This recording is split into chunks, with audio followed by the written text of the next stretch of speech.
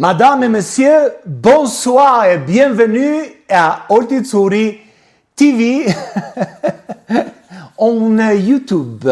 Mirë, do thoni çfarë ti që çfarë që do këtej nga Franca, sepse do bëjmë pushim, nuk do merremi fare me hajdutët tan, por do merremi me hajdutët e botës, me hajdut très chic et voilà, do flasim për vjedhjen e fundit që tronditi botën në muzeun e Louvrit. Në fakt, unë nga parë në Netflix filmin me Arsène Lupin dhe mendova që ku i ka shkuar mendja të hyn deri në Louvre, vidhet, kinemaja është shumë larg jetës reale.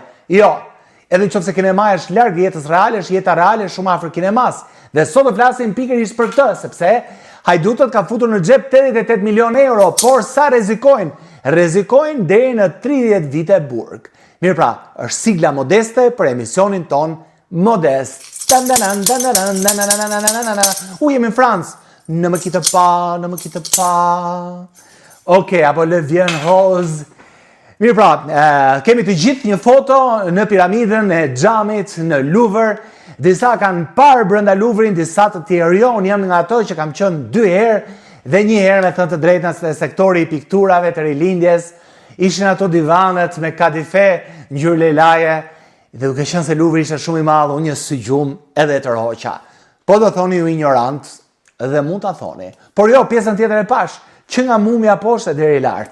Mirë, por do flasim për grabitjen, pikërisht të Louvrit, të një vendi që mendohet se nuk do grabitej kurrë, sepse aty janë veprat e artit më të rëndësishme nga e mbar bota, janë xhevaire mbretrish, janë në koleksione njerëzish të pasur, por askush nuk do t'ja di aq më shumë kur një band hajdutësh ta kanë vënë syrin. Dhe kjo është vjedhja e shekullit. Po, vjedhja e shekullit, sepse pikërisht me këtë titull janë hapur edhe portalet, mediat e shkruara, të printuara elektronike në mbar botën. Grabitja e fundit në Muze të Louvre ka ndodhur në 19 tetor, tani afër fare pak ditë më parë, në 2025 në mëngjes rreth orës 9:30 me kohën lokale në Paris. Pra, hajdutët kanë ngrënë një croissant, një kafe, avec du lait, macchiato, dhe me njëherë janë nisur për punë. Por puna e tyre është një punë e cila ka vletur pak minuta, flitet se kanë zgjatur 8 deri në 10 minuta kohë e vjedhjes, por kanë futur në xhep jo pak, po 88 milion euro. Megjithatë, autoritetet tregojnë se kjo vjedhje nuk mund të matet me para, sepse veprat që ato kanë marrë ka një rëndësi shumë të madhe të trashëgimisë kulturore, vetëm në Francë, por edhe në mbar botën, sepse bëhet fjalë për vepra të cilat janë të pakthyeshme. Por sa është dënimi, sepse pikërisht për këtë ne do pyesim, sa futën në xhep dhe sa rrezikojnë, është shumë shqiptare kjo.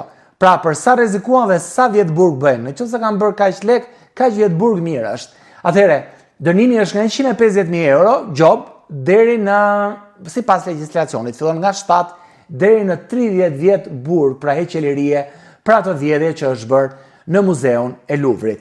Siç thash edhe më parë, për t'ju kthyer edhe një çik kronikës, do është interesante edhe për ju, grabitja e fundit në muzeun e Louvrit ka ndodhur në 19 tetor në mëngjes rreth orës 9:30. Përveç vlerës monetare që është deri tani për llogaritur në 88 milion euro apo gati 100 milion dollar amerikan, specialistët thonë se vjedhja ka shkaktuar dëme kulturore dhe historike e pamas dhe është vjedhje një bande të organizuar sipas ligjit francez që kalon nga 15 vjet burg deri në 150.000 euro gjob, ose më mirë nga 150.000 euro gjoba në fillim dhe pas burgu deri në 15 vite burg. Por legjislacioni francez tregon edhe gjëra të tjera.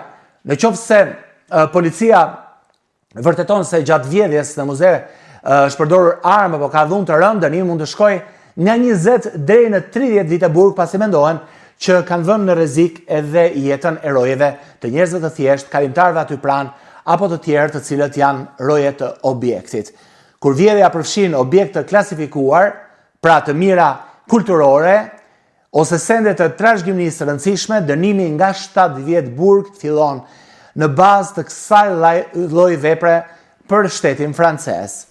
Prandaj për grabitje në Louvre, që përfshin sende trashëgimie kulturore dhe është një grup i strukturuar kriminal janë objekte me efikasitet të lartë dhe objekte me vlerë të jashtëzakonshme, dënimi që mund të përballojnë vjedhësit në qoftë se nuk kanë kryer akte të rënda pra për ta kaluar tek neni 20-30 vite burg, pra nëse do dënohen vetëm për vjedhje, atëherë ligji francez bën që këto ajdut të rrezikojnë 15 vite burg. Çfarë ndodhi?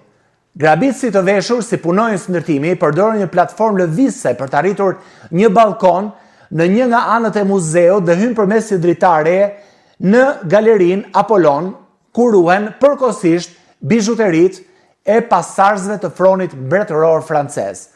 Ata shfrytzuan një mjet prerës, thonë specialistët, njëkohësisht mendohet se aty është bërë fjalë për një disk prerës për të hapur 2 panele xhami dhe morën në disa objekte bijuterie me vlerë të lartë. Ka disa shkrime që thonë se janë marrë 8 objekte, mes tyre gjerdan me një vlerë të jashtëzakonshme, por ka dhe nga ata që mendojnë se janë marrë më shumë se 8 objekte, 8 deri 9 objekte. Janë bijou të cilët jo vetëm që janë punuar nga mjeshtrit më të mëdhenj të kohës, por janë me vlerë jo vetëm si diamant, jo vetëm floriri apo rubinet që kanë në to, por është vlera historike, është vlera e koleksionit, janë diamant, janë varse, bërzylyk dhe zbukurime të tjera të familjes mbretërore franceze, të cilat janë bërë një herë dhe nuk përsëriten më. Pa vlera e tyre është një vlerë e koleksionistëve, është një vlerë historike, një vlerë e diçkaje që nuk mund të kthehet, pra nuk është se mund të kthehet dhe dikush tjetër i porosit dhe i bën nga fillimi. Në qoftë se duam detaje nga kjo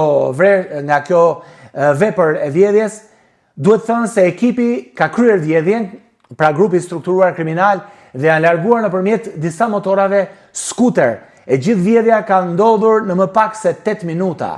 Ndër objektet e vjedhura ishin bijuteri që dikur ishin pronë e Napoleon Bonapartes, përfshirë në një gjerdan që ai kishte dhënë gruas së tij, Marie Louise nga Austria.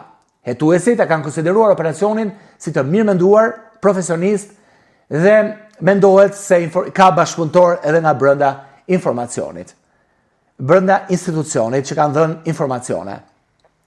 Po sa herë është vjedhur Louvri, duke nisur që nga 21 gushti i vitit 1911, ngjarja më e famshme në historinë e artit, piktura e Leonardo da Vinci, u vodh nga një punëtor italian i Louvrit, Vincenzo Perugia, i cili e fsheu në uniformë dhe doli nga Muzeu Pavën Re. Mona Lisa u mbajt për më shumë se 2 vjet në Itali, derisa ky vjedhësi Vincenzo Perugia u zbulua kur tentoi ta shiste në Firenze.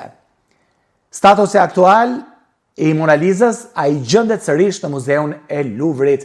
U rikthye në vitin 1913, duke bërë atë vepra më të famshme të botës. Në vendin e dytë është vjedhja e shpatës së Charlesit të 10 dhe është vjedhur në 1976 në dhjetor. Një grup ajdutësh të maskuar u futën në Louvre përmes një skele ndërtimi dhe vodhën një shpatë ceremoniale pikërisht nga galeria Apollon, ku është vjedhur dhe pak ditë më parë janë vjedhur gjerdanet e Napoleon Bonapartit. Vlera e kësaj shpate ishte historike dhe shumë e madhe pasi ishte pjesë e thesareve mbretërore. Nuk është kthyer më kurrë në Louvre ajo shpatë. Vjedhja e armaturës së shekullit të 16 ka ndodhur në 83-shin e 31 maj dhe janë 2 pjesë armature që janë zhdukur nga koleksioni familjes Rothschild dhe u zhduken nga ekspozita. Pas hetimeve, ato u zbuluan sërish në një koleksion privat, dikush i kishte bler, pas gati 38 vitesh, në vitin 2021, u zbulua se ku kishin përfunduar dhe u rikthyen në muze.